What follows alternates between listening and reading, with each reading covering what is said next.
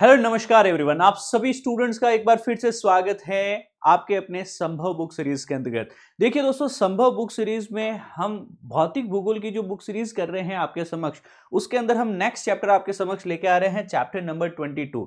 इस चैप्टर में कई वो भौगोलिक जो परिघटनाएं हैं, जो इवेंट्स हैं, इनकी बात की गई है। एक माइंड मैप्स मैंने आपके समक्ष रखा है कि किस तरीके से वायुमंडल और महासागर के बीच में जो कपलिंग है, युग्मन जो होता है ना, उसका क्या क्या इंपॉर्टेंट पहलू हो सकते हैं। ठीक है, इसमें जैसे heat exchange, moisture transfer, convection, CO2 exchange, feedback mechanism जो है, climate variability, climate change sensitivity है, एल नीनो सदर्न ऑसिलेशन, ला नीना एल नीनो की यहाँ पे बात कर सकते हैं, एक न्यूट्रल एंसो भी हो सकता है, इंडियन ओशन डायपोल की यहाँ पे बात कर सकते हैं, आईओडी और एंसो जैसे कॉन्सेप्ट जो है, जो कि लगातार परीक्षा में पूछे गए हैं और इस चैप्टर में इंपॉर्टेंट रोल निभाते हैं। तो आइए इस माइंड मैप्स के सारे टॉपिक्स को वन बाय वन हम सीखना समझना चालू करते हैं। देखिए दोस्तों, यहां जो हम बात कर रहे हैं एटमॉस्फेयर के एटमॉस्फेयर और ओशन के कपलिंग की बात करें कि जो हमारे पृथ्वी के ऊपर चारों तरफ जो पर्यावरण है, जो वायुमंडल है, इसका इसके ऊपर पाए जाने वाले ओशन के साथ में किस प्रकार युग्मन होता है। क्या हमारा वायुमंडल एटमॉस्फेयर हमारे ओशन महासागर के साथ में मिल करके काफी सारी चीजों का आदान प्रदान करता है, चाहे वो ऊष्मा हो, चाहे वो मॉइस्चर यानी आर्द्रता हो सकती है, इत्यादि। सो यहाँ पे ऊष्मा, आर्द्रता और गैसों का लगातार आदान प्रदान होता है वायुमंडल और महासागरों के बीच में, और इससे जलवायु भी लगातार प्रभावित होती रहती है। जो ये कपलिंग है, जो ये युग्मन है, जो ये आदान प्रदान एक्सचेंज हो रहा है, इससे ही तो जलवायु परिवर्तन होता है, इससे ही तो शॉर्ट रेंज में भी एक मौसम प्रणालियों को नियंत्रित करने के अंतर्गत ये दोनों घटक मिलकर बहुत ही महत्वपूर्ण भूमिका निभाते हैं। सो हमारा वायुमंडल जो है, वातावरण जो है, वह कहीं न कहीं इस ओशन से लगातार तीन चीजें एक्सचेंज करता है। बोलो कौन सी हैं? सबसे पहली है गैसेस, दूसरी चीज जो है आर्द्रता, जलवाष्प, तीसरी चीज जो हम बात करते हैं वह है हीट, ऊष्मा। इन चीजों का भी तो संचरण हो रहा होता है दोस्तों। सबसे पहली चीज अगर हम यहां पे पढ़े हेडिंग के अंतर्गत, तो प्रमुख घटक के अंतर्गत आ जाता है हीट एक्सचेंज। अब किस प्रकार होता है ये हीट एक्सचेंज, ये कहीं न कहीं आपको जानना सीखना बेहद आवश्यक हो जाता है। हमारे महासागर व सौर विकिरणों का अवशोषण करते हैं और ऊष्मा को वायुमंडल में कहीं न कहीं स्थानांतरित किया जाता है। लगातार ओशियंस, देखिए पृथ्वी पे ज्यादातर जो सरफेस पे जो भाग है ना, महाद्वीप तो बहुत कम है, महासागर वाला भाग जो है अनुपात में, प्रतिशत में ज्यादा है। तो महासागर सबसे ज्यादा इंसोलेशन, सबसे ज्यादा हीट एब्जॉर्ब कर रहा है और लगातार वो अपने आसपास की हवा या वायुमंडल के साथ में उस हीट को एक्सचेंज करता है, स्थानांतरित भी करता है। फलस्वरूप जहां पे तापमान ज्यादा है वहां पे समुद्र में गर्म जल धाराएं देखने को मिलती हैं, जहां कम है वहां पे तापमान, जहां कम है वहां ठंडी जल प्रवाह या ठंडी जल धाराएं देखने को मिलती हैं, जो कि लगातार ग्लोबल टेम्परेचर को बैलेंस करती हैं, संतुलित करती है। एग्जाम्पल के लिए अमेरिका के पश्चिमी तट पे जो है गल्फ ऑफ फ्लोरिडा देखने को मिलती है, जिसको कि डोनाल्ड ट्रंप अभी कह रहे हैं हम गल्फ ऑफ अमेरिका रीनेम करने वाले हैं। उसी गल्फ ऑफ फ्लोरिडा के आसपास से निकलती है गल्फ स्ट्रीम, क्योंकि इक्वेटर के भूमध्य रेखा के गर्म क्षेत्र से निकलती है, गर्म पानी होगा जो कि अपनी हीट के कारण जाना जाता है, और यही वापस जो है यूरोप की तरफ पहुंचता है। तो एक गल्फ स्ट्रीम का आप एग्जांपल ले सकते हैं कि कैसे यह इक्वेटर के आसपास की ट्रॉपिक्स, उष्णकटिबंधीय क्षेत्र की ऊष्मा को ट्रांसफर करती है। किस क्षेत्र में ट्रांसफर कर दे रही है? ये यूरोप वाले क्षेत्र में ट्रांसफर कर रही है। ठीक है, आगे जाकर के नॉर्थ अटलांटिक ड्रिफ्ट NAD के नाम से कहलाती है और ये कंफर्ट जोन क्रिएट करती है। अगर ये गल्फ स्ट्रीम ना बहे, अगर नॉर्थ अटलांटिक ड्रिफ्ट जो कि एक गर्म जलधारा है ना बहे, तो क्या देखने को मिलेगा हमें? हमें देखने को मिलेगा कि यूरोप के सारे तट जो है वो हमेशा 12 मास क्या रहेंगे? जमे रहेंगे, नौगमन या नेविगेशन नहीं हो पाएगा। यही नहीं, वहां के आसपास की जलवायु कभी समकारी नहीं होगी, हमेशा ही वो विषम परिस्थितियों में अत्यधिक न्यूनतम तापमान में रहने वाली है। तो ये गर्म पानी के कारण वहां का टेम्परेचर भी, यूरोप का कहीं न कहीं यूरोप का जो है टेम्परेचर बढ़ जाता है। ठीक है ना, व्यापार हो पाता है, लोगों के रहन सहन में, एग्रीकल्चर में, लाइवलीहुड में बहुत प्रभाव पड़ता है। तो यूरोप के तापमान को ये लगातार प्रभावित करती है। तो अब आप समझ पाए कैसे महासागर जो है हीट को एक्सचेंज करते हैं, लगातार आसपास के वायुमंडल को प्रभावित करते हैं, समुद्री धाराएं गर्म और ठंडी का निर्माण करते हैं, और गल्फ स्ट्रीम के एग्जाम्पल के आपने जाना कि किस प्रकार ये यूरोप के तापमान को प्रभावित कर सकती है ना। एक एग्जाम्पल यहां पे लेके देख सकते हैं कि भैया ये हमारा विश्व है, यहां पे अटलांटिक है, ये पैसिफिक है, ये इंडियन है, ये सदर्न ओशियन है, ठीक है। जो धीरे धीरे पोल्स के आसपास के अगर आप देखेंगे तो ब्लू लाइन से, तो ब्लू लाइंस हमें क्या दर्शाती है, ठंडी जलधारा है। इक्वेटर के आसपास गर्म पानी है, तो इक्वेटर के आसपास की जो जलधारा है वो लाल रेखाओं से दर्शाई गई है, अपितु यहां पे इसको गर्म जलधाराएं कही जाते हैं। तो नॉर्थ इक्वेटोरियल करंट ही आगे जाकर के कैरिबियन करंट और गल्फ स्ट्रीम और यही नॉर्थ अटलांटिक ड्रिफ्ट और यही आपके यूरोप को गर्म रखने का कार्य करती हैं। तो आप देख पा रहे हैं किस प्रकार हमारे ओशियंस और एटमॉस्फेयर की कपलिंग है, युग्मन है, इनमें हीट, टेम्परेचर और मॉइस्चर का लगातार क्या हो रहा है, एक्सचेंज हो रहा है, ठीक है। और ये कन्वेयर बेल्ट की तरह काम करता है, गर्म पानी ध्रुवों की तरफ ले जाता है, ठंडा पानी वापस जो है इक्वेटर की तरफ लेके आता है। तो ग्लोबल लेवल पे टेम्परेचर को मेंटेन रख के रखती हैं यह जलधाराएं। अब तापमान के अलावा एक और कार्य ये करती हैं जो है मॉइस्चर ट्रांसफर या नमी का स्थानांतरण। आपको पता है ना, महासागरों में पानी है तो उसका वाष्पीकरण हो सकता है, जल जल की बूंदों से वापस जल वाष्प में बदल सकता है गर्मी के कारण। तो वायुमंडल में जल वाष्प यह प्रदान करता है महासागर। अब यह याद रखना है कि यही जल वाष्प ऊपर उठ करके ठंडी हो जाती है, संघनित हो जाती है, कंडेंस होकर के क्या बनाएगी, बादल, और बादल से क्या होगा, बारिश का निर्माण होगा। मॉनसून के अंतर्गत जैसे हिंद महासागर में मॉइस्चर कहां मिलता है, ट्रेड विंड्स को, जो हमारी आने वाली पछुआ पवने हैं, जो यहाँ पे इंडियन ओशन में आने वाली ट्रेड विंड्स हैं, वो इसी रूट को फॉलो करती है, राइट। और यहाँ पे इस ओशन, इंडियन ओशन से, अरब सागर से मॉइस्चर को उठाती है, नमी को उठाती है और अलग अलग मॉनसून की ब्रांचेस के रूप में रेनफॉल या बारिश का कारण बन जाती हैं दोस्तों। तीसरा जो काम होता है संवहन, कन्वेक्शन का, कि महासागर जो है वो लगातार वायुमंडल के संपर्क में है। जब महासागर गर्म होंगे तो उसके आसपास की वायुमंडल की हवा भी गर्म हो जाती है। गर्म हवा क्या करती है, ऊपर उठती है। ठंडी हवा क्या करती है, अवतलित होती है, नीचे पाइल डाउन होती है। अब इस प्रक्रिया के कारण क्या हो सकता है कि हमने ऑलरेडी जाना है कि जब भी सी सरफेस टेम्परेचर 26 डिग्री सेल्सियस के आसपास रहेगा, वहां लो प्रेशर क्रिएट होगा, हाई प्रेशर से लो प्रेशर की तरफ हवाएं आएगी, पर वह क्लॉकवाइज या एंटी क्लॉकवाइज मूव करने लग जाएगी। कल हमने पढ़ा था साइक्लोन्स के बारे में। सो यहां संवहन धाराएं, कन्वेक्शनल करंट्स की भी बात होती हैं दोस्तों। इसके अलावा CO2 एक्सचेंजेस की यहां पे हम बात कर सकते हैं। हमारा जो महासागर वातावरण है इससे CO2 को अवशोषित करता है, जिससे कि ग्रीन हाउस गैसेस जो है उसका प्रभाव, ग्रीन हाउस इफेक्ट जो है लगातार नियंत्रित होता है। क्या आपको पता है कि हम जितनी भी CO2 रिलीज करते हैं ना, ओशन उसमें से अधिकांश भाग को अवशोषित करके रखता है। जी हाँ दोस्तों, चाहे हमारे इंडस्ट्रीज में वह गैसेस रिलीज हो रही हो, चाहे किसी और प्रकार से हो, अगर महासागरों में यह गैसेस अवशोषित नहीं होगी तो हमारे एटमॉस्फेयर में CO2 की सांद्रता बढ़ जाएगी। फलस्वरूप ग्रीन हाउस गैस, हरित गृह प्रभाव बढ़ जाएगा, यहाँ पे ग्लोबल वार्मिंग बढ़ जाएगी, वैश्विक तापमान बढ़ने के कारण क्लाइमेट चेंज, जिसको हम कह सकते हैं जलवायु परिवर्तन जैसी घटनाएं भी हो सकती हैं।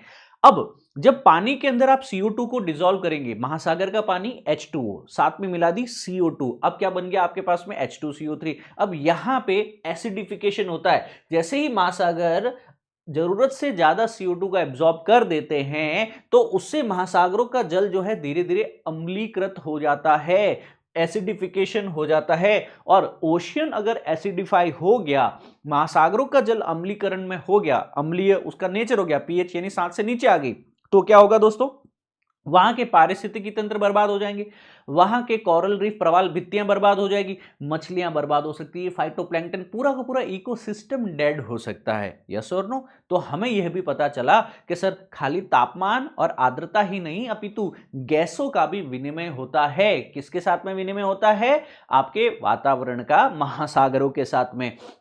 लगातार यहां पे कन्वेक्शन, संवहन तो होता ही है, गर्म हवा ऊपर उठती है, ठंडी हवा नीचे पाइल डाउन होती है, इसके कारण वर्षा और साइक्लोन जैसी चीजें देखने को मिलती है।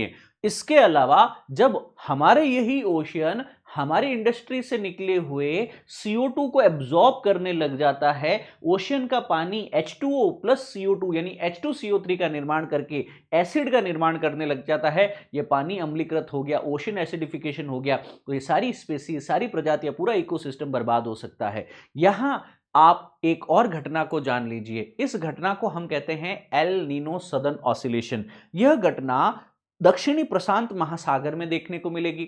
दक्षिणी प्रशांत महासागर के अंतर्गत आप देखेंगे एक तरफ दक्षिण अमेरिका आ जाता है और एक तरफ ऑस्ट्रेलिया आ जाता है। सामान्य परिस्थितियों में नॉर्मल वर्ष क्या होगा कि दक्षिणी अमेरिका जो है यहां इसके आसपास में आपको एक ठंडी जलधारा, देखो ये दक्षिण अमेरिका है, यहां पे पोल्स से आता हुआ ठंडा पानी, दक्षिणी ध्रुव से आता हुआ ठंडा जलधारा देखने को मिलेगी। सदर्न पैसिफिक करंट की ही एक ब्रांच जिसे हम पेरू जलधारा या हम्बोल्ट जलधारा कहते हैं।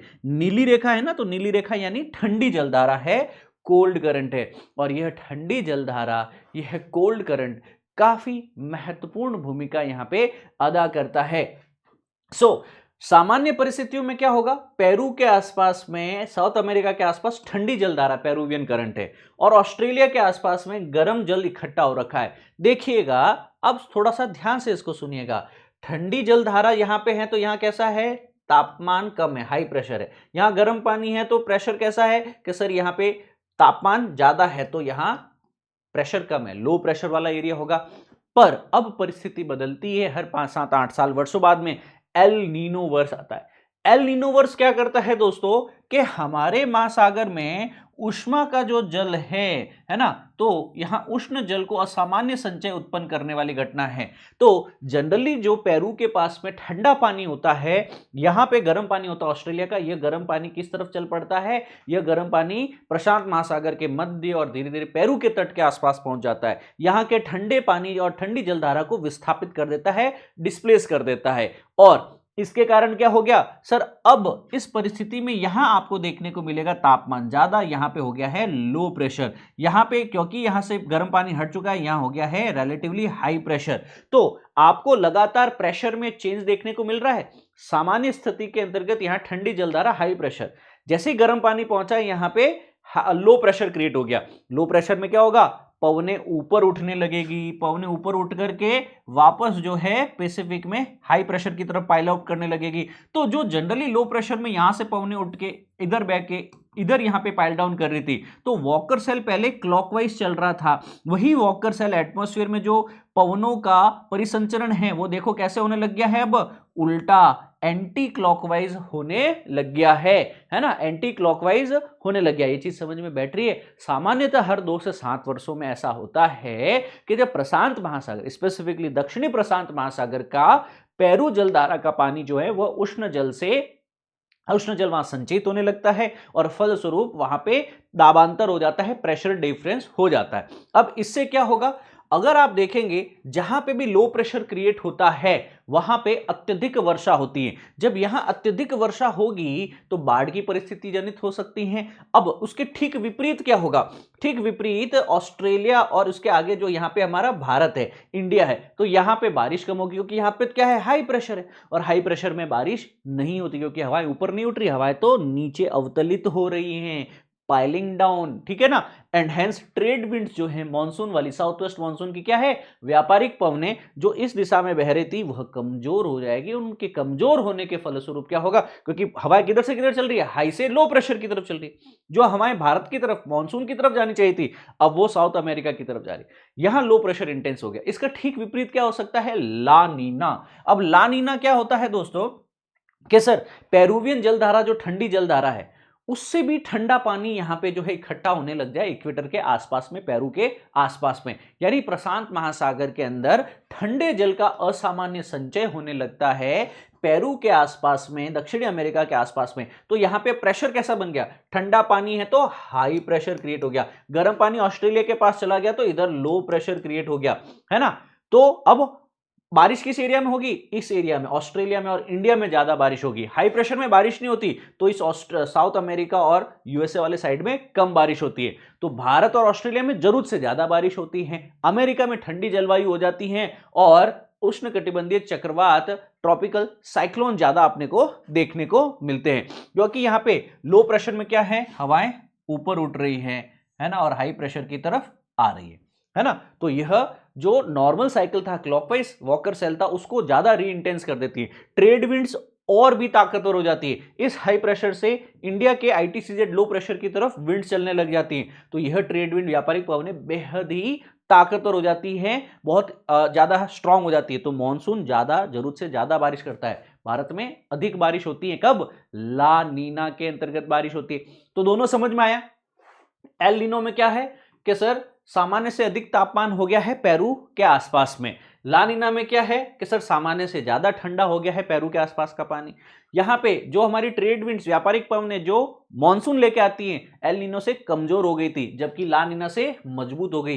तो यहां पे क्या होगा? एल नीनो के कारण अगर कमजोर है ट्रेड विंड्स तो हमारे भारत में बारिश कम है, जबकि दक्षिणी अमेरिका में ज्यादा थी। ला नीना से क्या होगा? ट्रेड विंड्स मजबूत हुई थी तो भारत ऑस्ट्रेलिया में ज्यादा बारिश होगी। अब यहाँ पे ट्रॉपिकल साइक्लोन्स बढ़ जाते हैं एल नीनो के कारण, जबकि ला नीना के कारण ट्रॉपिकल साइक्लोन्स कम हो जाते हैं, क्योंकि ये तो ठंडी परिस्थिति है और साइक्लोन के लिए तो उच्च तापमान चाहिए होता है। समझ में आया? Are you guys able to understand? एक कमेंट करके बता दीजिए कि यस यहां तक चीजें क्लियर हैं, मैं सर प्रॉपर एल नीनो और ला नीना और वॉकर सेल को समझ पा रहा हूं। इसके बाद में हमें कई बार जो है मॉडकी इवेंट देखने को मिलती है। अब मॉडकी इवेंट जो है एल नीनो से थोड़ा सा अलग है कि इस बार पानी जो है ठंडा और गर्म पानी जो है वो पेरू और ऑस्ट्रेलिया के आसपास में नहीं, अपितु बीच में, इक्वेटर के आसपास में, मिडिल पैसिफिक में, है ना। तो प्रशांत महासागर के मध्य में अगर पानी केंद्रित होना शुरू कर दे तो इसे मॉडकी कहा जाता है। ला नीना में भी ठीक है कि सर ठंडा पानी जो है वो प्रशांत महासागर के मध्य में केंद्रित होना शुरू हो गया। तो अब ला नीना में मॉडकी होगा तो भारत में क्या होगी? अच्छी बारिश होगी आपके पास में। एल नीनो मॉडकी होगा तो भारत के ऊपर इसका मिश्रित प्रभाव पड़ने वाला है, पर यूएसए में इसकी अच्छी बारिश बता सकते हैं। ठीक है, ऐसे ही तापांतर और दाबांतर परिस्थितियां हिंद महासागर में हो सकती हैं। ये भारत है, भारत के आसपास में हिंद महासागर है, ये बंगाल की खाड़ी है, ये आपके पास में आपके कौन सा है? बंगाल की खाड़ी ये रही, ये अरब सागर है।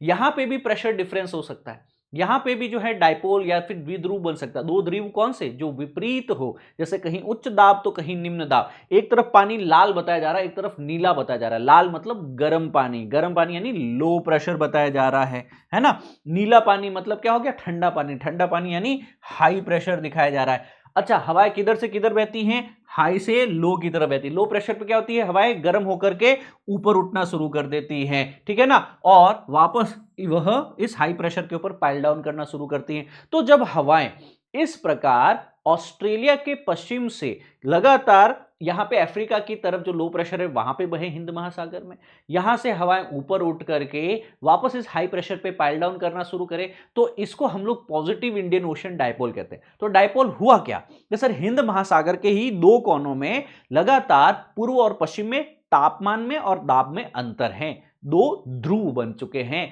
तो अब जब ये पॉजिटिव इंडियन ओशन डायपोल रहता है, हाई से लो प्रेशर की तरफ यहां पे विंड्स आ रही है, तो क्या ये इस तरह से आने वाली हमारी ट्रेड विंड्स को और मजबूत कर देता है? यस, क्योंकि ट्रेड विंड मजबूत हो चुकी हैं, भारत में monsoon positive Indian ocean dipole में अच्छा रहता है। उसके ठीक विपरीत ऑस्ट्रेलिया में बारिश कम होगी ना, ऑस्ट्रेलिया में यहां पे क्या हो जाएगा? सूखा पड़ सकता है। अब अगर इंडियन ओशन डायपोल नेगेटिव होगा तो क्या होगा? यानी इस प्रेशर कंडीशन को पलट दो, अगर यहां लो प्रेशर है, यहां हाई प्रेशर है, तो हवा किधर से किधर आएगी? इस हाई से लो की तरफ आएगी, और ट्रेड विंड्स की ठीक विपरीत दिशा में हवाएं जा रही हैं, तो भारत में मानसून कम होगा, ऑस्ट्रेलिया में यहां पे जो है ज्यादा अच्छी बारिश होगी। ऑस्ट्रेलिया में अधिक वर्षा व भारत में कम वर्षा होती है। तो आईओडी का मॉनसून के ऊपर क्या प्रभाव है कि सर अगर पॉजिटिव आईओडी है, अगर यहां ऑस्ट्रेलिया के पास में जो है हाई प्रेशर है और अफ्रीका के पास में लो प्रेशर है इंडियन ओशन में, ठीक है ना, तो सर हमारी ट्रेड विंड्स और स्ट्रांग हो जाती हैं। ये इंपैक्ट है, इसको याद रख लेना। अब ये सारी चीजें किसको प्रभावित करेगी? सर ये वॉकर सेल ही तो है। देखो ये हवाओं का चक्र ही तो परिवर्तित हो रहा है, पीछे भी देखो ये हवाओं का चक्र ही तो प्रभावित हो रहा है, ये हवाओं का चक्र ही तो प्रभावित हो रहा है। ये देखो लानीना में भी हवाओं का चक्र ही प्रभावित हो रहा था। यहाँ पे देखो नॉर्मली यहाँ पे क्लॉकवाइज है, एल नीनो में एंटी क्लॉकवाइज हो गया।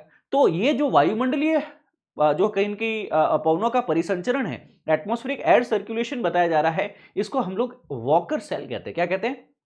वॉकर सर्कुलेशन कहते हैं। कि जो ट्रेड पवनों से संचालित महासागरीय वायुमंडलीय परिपथ होता है, लगातार ये क्या करता है? कहीं भी तापांतर और दाबांतर, टेम्परेचर डिफरेंस से प्रेशर डिफरेंस आ जाएगा। तो हाई प्रेशर से पवनें कहां जाती हैं? लो प्रेशर की तरफ। लो प्रेशर से यह ऊपर उठना शुरू करती है। कितना ऊपर जाएगी? क्षोभ सीमा तक, वहां से दो भागों में विभाजित हो जाएगी और लगातार वापस जो है हाई प्रेशर वाले एरिया पे पाइल डाउन होना शुरू हो जाएगी। ये सारी चीजें हमको अच्छे से पता है। वॉकर सेल्स जो है आपके पास में लगातार वार्म एरिया से गर्म पवनें ऊपर उठती लो प्रेशर से, ट्रोफोस्फेयर तक पहुंचती है, ट्रोफोपॉज तक, और फिर वापस जो है हाई प्रेशर पे पाइल डाउन करना शुरू करती है, उच्च दाब पे, वापस उच्च से निम्न दाब की तरफ पहुंचने चलती है। तो ये जो एक सेल बना है, इस सेल का नाम क्या है आपका? वॉकर सेल, वॉकर परिसंचरण है। अब जलवायु परिवर्तन के अंतर्गत महासागरीय कई घटनाएं काम की हैं। इसमें सबसे इंपॉर्टेंट चीजों में ओशियन एसिडिफिकेशन है, प्रश्न आते हैं।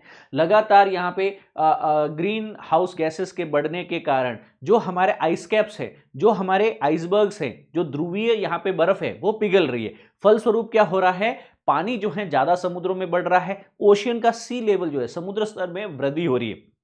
महासागरीय धाराओं में भी यहाँ पे बदलाव देखने को मिल सकता है। अगर महासागरीय धाराओं में बदलाव होगा, फलस्वरूप कहीं पे यहाँ पे ज्यादा बारिश हो सकती है, कहीं कम। देखो अभी देखा हमने कैसे पेरुवियन करंट के बदलने से क्या हो गया आपके पास में? एल नीनो और ला नीना, एंसो जैसी कंडीशन आ चुकी थी आपके पास में। निष्कर्ष क्या निकालूं मित्रों में इसका? कि हमारा वायुमंडल लगातार महासागर के साथ में क्या कर रहा है? रिएक्ट कर रहा है। कई महत्वपूर्ण घटक है। तो एंसो, ईओडी और महासागरीय यहाँ पे जो है धाराएं वैश्विक जलवायु को लगातार क्या करती हैं? कंट्रोल करती हैं दोस्तों। और जलवायु परिवर्तन के कारण ही यहाँ पे कई सारी चीजें जो है, जैसे जलवायु परिवर्तन के कारण ही महासागर की प्रक्रियाओं में परिवर्तन, तो एक तरीके का फीडबैक मैकेनिज्म है।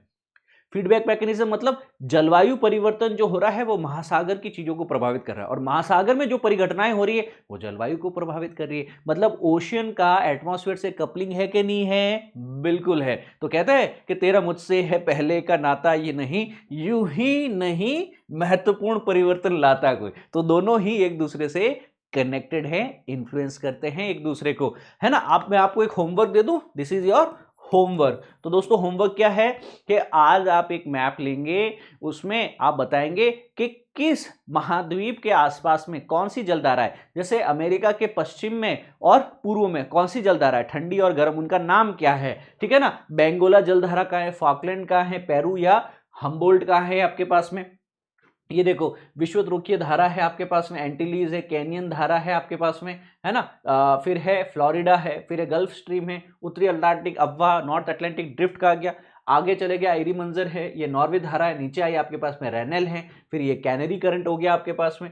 यहाँ पे मोजाम्बिक करंट है, सोमालिया करंट, मेडागास्कर करंट है। अगुलास जलधारा जो है आपको पता होनी चाहिए। क्यूरोशियो है, ऊपर से आने वाली ओयोशियो है। यहाँ पे ऊपर से आने वाली लैब्राडोर जलधारा है। यहाँ पे आने वाली पेरुवियन जलधारा है। ये चीजों का नाम याद रखना आप लोग, काफी महत्वपूर्ण होती है, काफी महत्वपूर्ण ये जलधारा है। तो ये डायग्राम आपको बनाना, ये आपका होमवर्क है दोस्तों, ठीक है।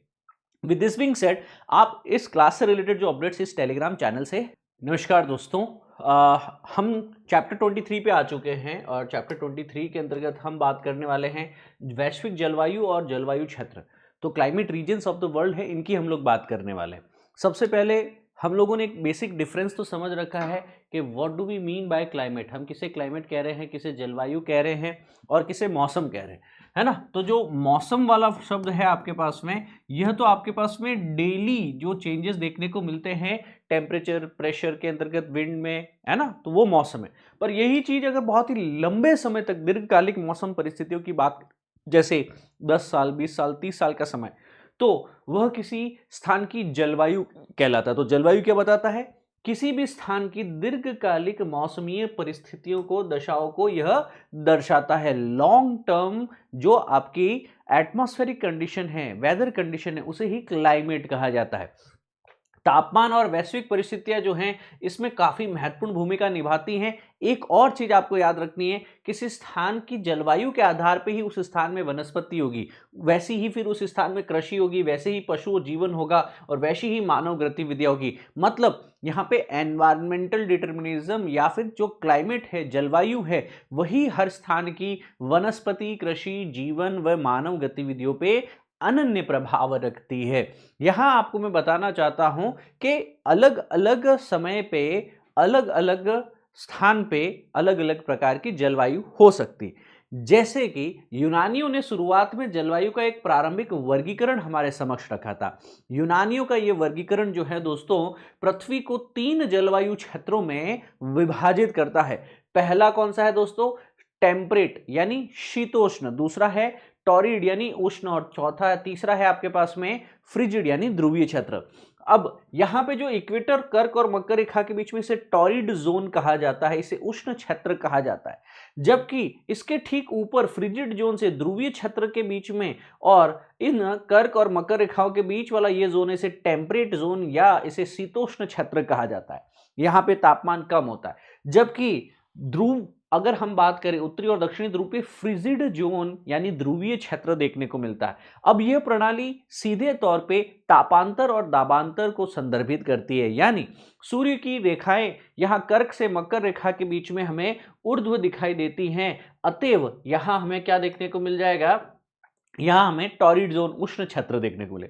यहां तिरछी सूर्य की रेखाएं हैं तो यहां टेम्परेट या आपके पास में शीतोष्ण क्षेत्र होगा, कम तापमान है। जबकि यहां तो 6 महीने का दिन 6 महीने की रात है, तो पूरा ही ध्रुवीय क्षेत्र है। मतलब शुरुआती यूनानी प्रणाली में जो टॉरिड, टेम्परेट और फ्रिजिड जोन की हम बात करते हैं कि इस प्रकार की जलवायु है, यह सूर्य के प्रकाश की या सूर्य के अनुसार जो तापमान के आधार पर देखने को मिलती है। बीच वाला कर्क और मकर रेखा के बीच का जोन क्या है आपका, हमने कह दिया कि सर यह जोन है आपका टॉरिड जोन, उष्ण जोन। ये कौन सा है, शीतोष्ण जोन। जो कर्क रेखा से लेकर के आर्कटिक के बीच में, जो यहाँ पे मकर रेखा से लेकर एंटार्क्टिक सर्कल के बीच में। इसके उपरांत जो ऊपर वाला है वो फ्रिजिड जोन है, जो ध्रुवीय क्षेत्र के अंतर्गत देखने को मिलता है। इससे आगे हम लोग बढ़ते हैं, एक कॉपेंस क्लासिफिकेशन है। इस चैप्टर 23 की जो सबसे इंपॉर्टेंट विशेषता है ना दोस्तों, वो ये कॉपेंस क्लासिफिकेशन ही है। अगर ढंग से सुनेंगे तो इसके ऊपर सारा क्लैरिफिकेशन और अंडरस्टैंडिंग आपको बैठ जाएगी। अच्छे से सुनिएगा आप लोग कि सर हमारा जो कॉपेंस एक वैज्ञानिक, एक मेट्रोलॉजिस्ट, एक क्लाइमेटोलॉजिस्ट, एक जलवायु वेत्ता थे दोस्तों। इन्होंने जलवायु का वर्गीकरण प्रस्तुत किया जो आज भी मान्य है और सबसे ज्यादा वैज्ञानिक दृष्टिकोण से एक्सेप्टेबल वर्गीकरण, क्लासिफिकेशन भी यही है। यहां पे कॉपेंस ने जलवायु का जो वर्गीकरण किया कि दुनिया में किस भाग में किस प्रकार की जलवायु है, वह दो चीजों पे किया कि सर यहां पे जलवायु की औसत मासिक और वार्षिक तापमान और वर्षा के आधार पे वर्गीकृत किया गया। सर एक देखा टेम्परेचर कैसा है डिग्री सेल्सियस में, दूसरा देखा कि सर रेनफॉल कैसा है, बारिश कैसी हो रही है उस क्षेत्र में। उस आधार पे उन्होंने जो है वर्गीकरण की पद्धति दी थी आपके पास में। यहां पे अलग अलग जलवायु समूहों के लिए, जैसे उष्णकटिबंध कर्क मकर रेखा के बीच, शुष्क जलवायु ड्राई, समशीतोष्ण ठंडी महाद्वीपीय है, और ध्रुवीय जलवायु के लिए अलग अलग कलर कोड दे दिए, अलग अलग स्पेलिंग कोड दे दिए। जैसे कि अंग्रेजी वर्णमाला के जो है अक्षर यहाँ पे दे दिए गए, ABCD है ना, और लास्ट में है H। अब ये A का मतलब हुआ है उष्णकटिबंधीय जलवायु। अब ट्रॉपिक्स के बीच की जलवायु है, कर्क मकर रेखा के बीच की बात करें तो औसत तापमान क्या होगा, ज्यादा होगा, 18 डिग्री के आसपास में, उससे भी ज्यादा होगा। क्या इस एरिया में बारिश ज्यादा होगी, बिल्कुल सर, इस एरिया में भारी वर्षा होगी। तो जहां पे भी मैं मैप पे ए लिख देता हूं कैपिटल में, मतलब वह उष्णकटिबंधीय यानी ट्रॉपिकल क्लाइमेट होगा। अब यहां पे मैं जब भी ड्राई एरिया लिखता हूं, जहां पे बारिश बहुत कम हो, वाष्पीकरण की दर अधिक हो, मतलब ये कौन सा एरिया हो गया, यहाँ इवेपोरेशन ज्यादा है आपके पास में और रेनफॉल बहुत कम है। क्या मैं डेजर्ट्स की बात कर रहा हूं, बिल्कुल। तो दुनिया में जो बड़े बड़े एरिया, जो डेजर्ट क्लाइमेट्स हैं, वहां पे रेगिस्तान, शुष्क मरुस्थल देखने को मिलते हैं, यहां पे मेरे को कैपिटल भी लिखना होगा दोस्तों। अब समशीतोष्ण की बात करें कि सर मध्यम तापमान है और विविध वर्षा पैटर्न है, साल में किसी महीने में ज्यादा बारिश है, किसी महीने में कम है, किसी महीने में एवरेज बारिश है, टेम्परेचर ना ही ज्यादा ठंडा है ना ही ज्यादा कम है, तो उसके लिए हम लोग सी लिखते हैं। इसको समशीतोष्ण, सब ट्रॉपिकल क्लाइमेट भी कहा जा सकता है। ठंडी महाद्वीप यानी कोल्ड कॉन्टिनेंटल जलवायु के लिए हम लोग डी लिखते हैं। यहाँ पे बहुत ही लंबी सर्दियां होती है, क्योंकि यहाँ पे हम लोग किसकी बात कर रहे हैं, ठंडी महाद्वीपीय जलवायु। तो सर्दियां कैसी होगी, विंटर्स कैसी होगी, बहुत ज्यादा होती है। और गर्मियों का सीजन क्या होता है दोस्तों, काफी छोटा होता है। तो जनरली यहाँ पे शरद वाले क्षेत्र के अंतर्गत ये कंडीशन देखने को मिलती है। और अंत में है ई stands for extremely cold area, ध्रुवीय क्षेत्र की, उत्तरी ध्रुव, दक्षिणी ध्रुव, जिसको हम लोगों ने अभी थोड़ी देर पहले किस नाम से जाना था दोस्तों, फ्रिजिड जोन से जाना था। ये फ्रिजिड जोन की, टुंड्रा जोन की बात करने वाला है। और लास्ट में जाते हुए ई के बाद में है एच माने हाईलैंड यानी उच्च भूमि क्षेत्र। क्या है, उच्च भूमि क्षेत्र। अब ये जो ABCDEFGH, यहाँ पे F और G हमने यूज नहीं किया, यहाँ पे सीधा H आया उसके बाद में। तो ये जो 6 अक्षर हमारे पास में है ना, इसका आगे और सब क्लासिफिकेशन, जैसे A यानी ट्रॉपिकल, ट्रॉपिकल में भी वेट, मानसून और सवाना अलग अलग हो गए। बारिश की रेंज है ना, जैसे जैसे बारिश अलग हो रही है उस हिसाब से। ड्राई में भी डेजर्ट स्टेपी है आपके पास में, जो सब ट्रॉपिक के, डेजर्ट और स्टेपी मिड लैटिट्यूड के। यहाँ पे भी जो सी हमने कहा है आपके पास में, जहाँ पे समशीतोष्ण की बात कर रहे हैं, मिडिल लैटिट्यूड की बात करें, मेडिटेरेनियन में अलग है, सब ट्रॉपिकल में अलग है, और मेरीन वेस्टर्न कोस्ट के ऊपर अलग होगा।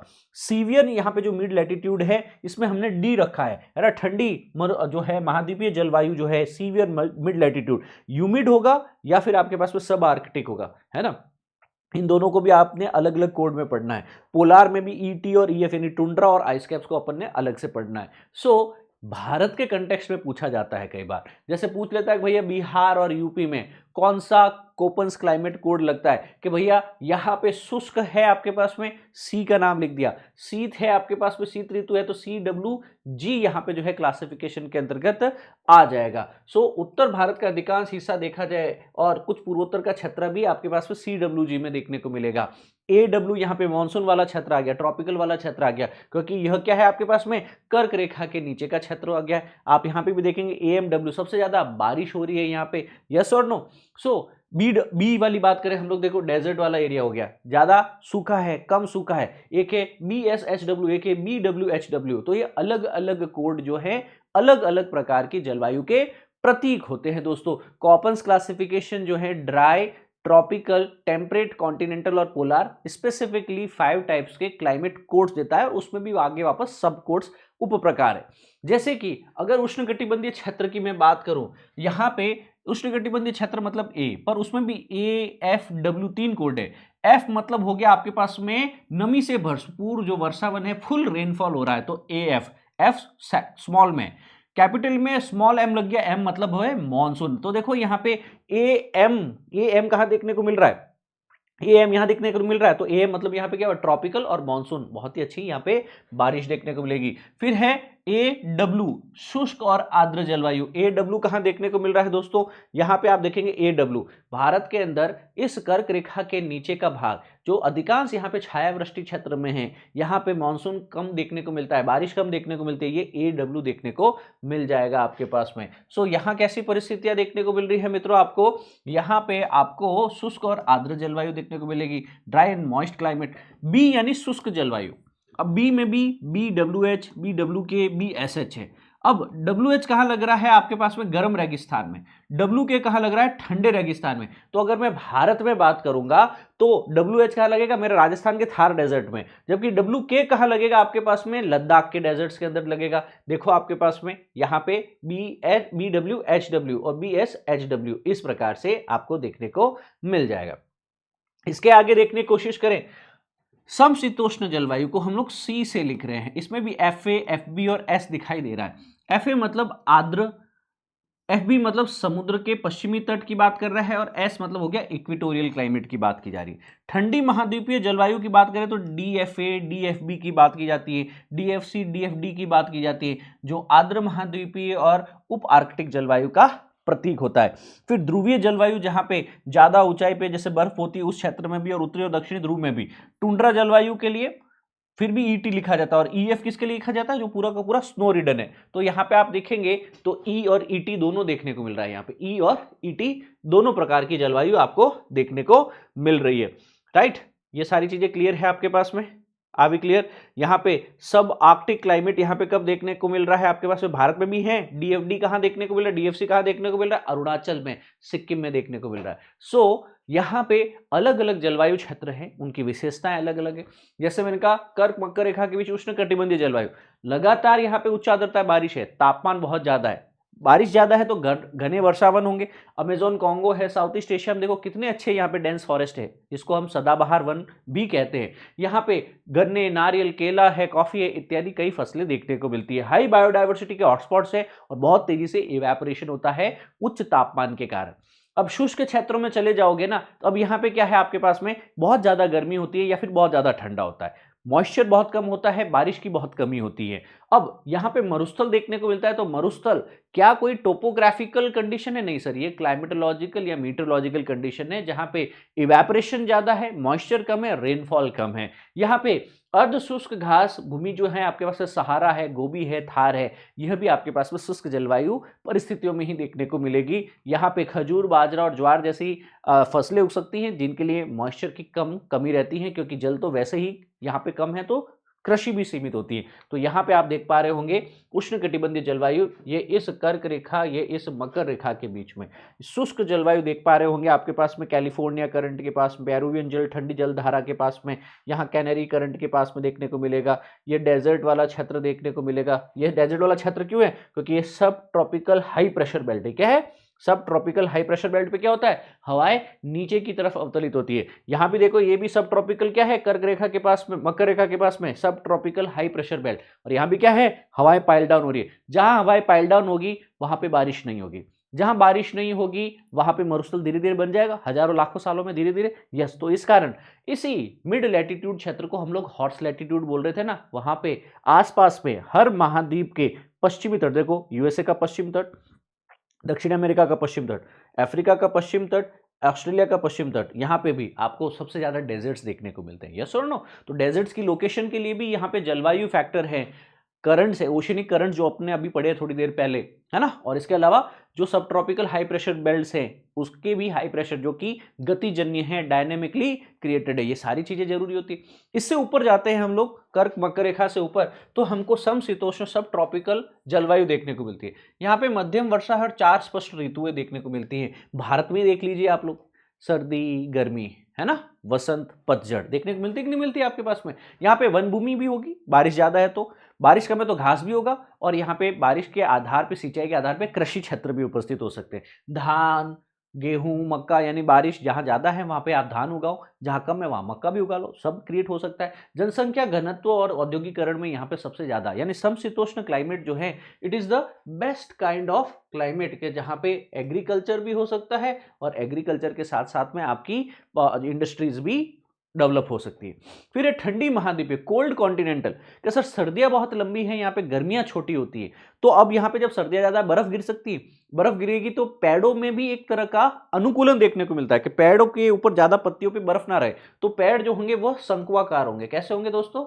शंकुआकार होंगे। और यह शंकुआकार पेड़ जो है आपके पास में ठंडे शंकुकारी जो है वन बन सकते हैं, जैसे कि साइबेरिया और कनाडा में देखने को मिलते हैं। जई और जो है एग्जाम्पल के लिए। सो सीमित कृषि और अधिक तापमान विविधता के आधार पर यह देखने को मिल सकते हैं। फिर है ध्रुवीय जलवायु, पोलर एरिया में। ये देखो, आर्कटिक है ये ऊपर, और ये एंटार्क्टिक है। आर्कटिक ओशन है और एंटार्क्टिक क्या है आपका? महाद्वीप है। पर यहाँ पे बहुत ही ठंडा तापमान है, बारिश होती ही नहीं है, वनस्पति तो बहुत ही कम है आपके पास, पूरा क्षेत्र ही, है ना, बर्फ से ढका होता है। आर्कटिक एंटार्क्टिक का बहुत कम बायोडाइवर्सिटी, बर्फबारी ज्यादा है, और ध्रुवीय दिन रात होते हैं, पोलर नाइट 6 महीने, पोलर डे 6 महीने होते हैं। तो ये है ध्रुवीय जलवायु के प्रतीक आपके पास में। फिर उच्च भूमि, हाईलैंड। सर उच्च भूमि में क्या होगा आपके पास में? ऊंचाई के अनुसार तापमान और वर्षा में डिफरेंस होता है। जैसा जैसे मीन सी लेवल से ऊपर ऊंचे उठते हैं, तो हमने कहा ना कि ट्रोपोस्फेयर में मीन सी लेवल से ऊपर उठते ही ऊंचाई के साथ साथ तापमान कम होता है। तापमान कम होगा था तो देखो, तटीय एरिया में वनस्पति अलग है, मैदानी एरिया में अलग है, और पहाड़ों के तलहट में अलग है, पहाड़ों की ऊंचाई पे भी आपको अलग अलग जलवायु देखने को मिलती है। तो हाईलैंड्स में क्लाइमेट अलग होता है, depending on the rainfall and depending on the moisture, है ना, कितनी हाइट है उसके हिसाब से। पर्वतीय कृषि हो सकती है, जैसे दार्जिलिंग में होती है, जैसे स्विट्जरलैंड में होती है। यहाँ पे चाय, सेब, आलू जैसी फसलें उगाई जा सकती है। और पारिस्थितिकी अस्थिरता अभी देखने को मिलती है, कई हाईलैंड वाले एरिया में हिल स्टेशंस बना दिए जाते हैं पर्यटन के कारण। कैपेसिटी या कैरिंग लोड जो होता है उससे भी ज्यादा वहां पे लोग पहुंच जाते हैं। फल स्वरूप उस क्षेत्र में हमें बहुत ज्यादा इकोलॉजिकल सेंसिटिविटी जोन के अंदर इंस्टेबिलिटी देखने को मिलती है। अभी जोशीमठ धस गया, हाईलैंड है दोस्तों वो भी, है ना। तो हाईलैंड क्लाइमेट समझ में आया आपको? पर्वतीय क्षेत्रों की जलवायु, है ना, विभिन्न ऊंचाइयों के कारण विभिन्न प्रकार की जलवायु होती है, ठीक है ना। जैसे पर्वतों का एलिवेशन देखा जाता है, इस एलिवेशन पे, इस एलिवेशन पे, इस एलिवेशन पे, इस एलिवेशन पे, है ना। तो अलग अलग प्रकार की क्या हो सकती है यहाँ पे? वनस्पति हो सकती है, अलग अलग प्रकार के तापमान, अलग अलग प्रकार के वर्षा के पैटर्न हो सकते हैं। तो दोस्तों हमने समझा कॉपन्स क्लासिफिकेशन को, जिसने यहाँ पे कोडिंग क्लासिफिकेशन दिया टेम्परेचर और रेनफॉल के आधार पे सारी चीजें समझाई।